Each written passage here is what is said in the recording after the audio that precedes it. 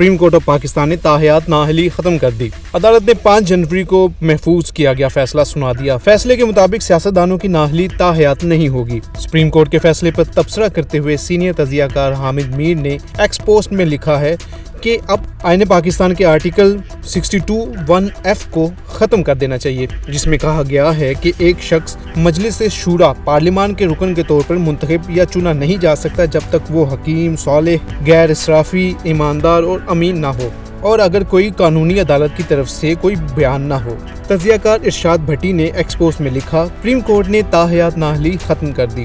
میرے محبوب قائد نواز شریف، آپ کو مبارک کہ چند دنوں میں ایونفیلڈ corruption case, العزیزیہ corruption case, flag شپ کرپشن کیس، اشتہاری پن، مجرم والا سٹیٹس اور تاحیات نااہلی سب کچھ ختم ہو گیا۔ میری سپریم کورٹ، آپ کو بھی مبارک۔ آپ نے اپنے حکمرانوں کے جھوٹ، فراڈ، دھوکہ دہی، کرپشن کی سزا ایسی کر دی کہ حکمران سچا دیانتدار نہ بھی نکلے، رنگے ہاتھوں بھی پکڑا جائے، تب بھی تھوڑی سی سزا کاٹ کر پھر سے آ جائے۔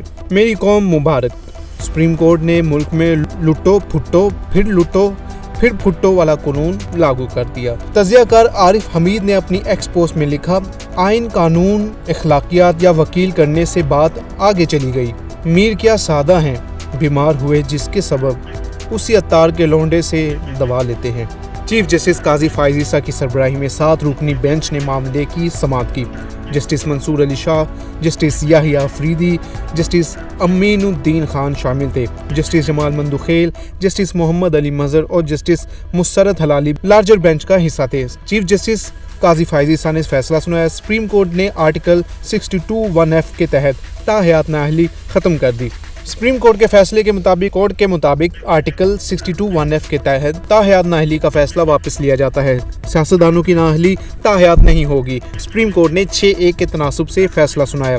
جسٹس یحییٰ فریدی نے فیصلے سے اختلاف کیا اور کہا کہ 62(1)(f) کے تحت نااہلی تاحیات بھی ہے، نااہلی عدالتی فیصلہ موجود ہونے تک ہے۔ فیصلے میں کہا گیا ہے کہ الیکشن ایکٹ کے تحت نااہلی کی مدت 5 سال ہے۔ نااہلی کی مدت کے قانون کو جانچنے کی ضرورت ہے۔ فیصلے کے بعد نواز شریف اور جہانگیر ترین کی نااہلی ختم ہو گئی۔ اس سے قبل چیف جسٹس آف پاکستان قاضی فائز عیسیٰ نے ریمارکس دیے کہ پاکستان کی تاریخ دیکھیں کہ 62(1)(f) کی نااہلی جیسی ترمیم کب لائی گئی۔ آئین میں اس قسم کی ترمیم ایوب خان کے دور میں شروع ہوئی اور آگے چلتی گئی۔ پاکستان کی تاریخ کو فراموش نہیں کیا جا سکتا۔ ہم نے نااہلی کیس میں پبلک نوٹس جاری کیا مگر کوئی ایک سیاسی جماعت فریق نہیں بنی۔ پاکستان کے عوام کا کسی کو خیال نہیں ہے۔ ملک تباہ کر دے کچھ نہیں ہوتا۔ کاغذات نامزدگی میں ایک غلطی تاحیات نااہلی کر دیتی ہے۔ چیف جسٹس نے ریمارکس دیے، مخصوص نئی جزیات داخل کر کے کیا باقی حقوق لے لیے گئے؟ ہم پاکستان کی تاریخ کو بھول نہیں سکتے۔ پورے ملک کو تباہ کرنے والا 5 سال بعد حل ہو جاتا ہے۔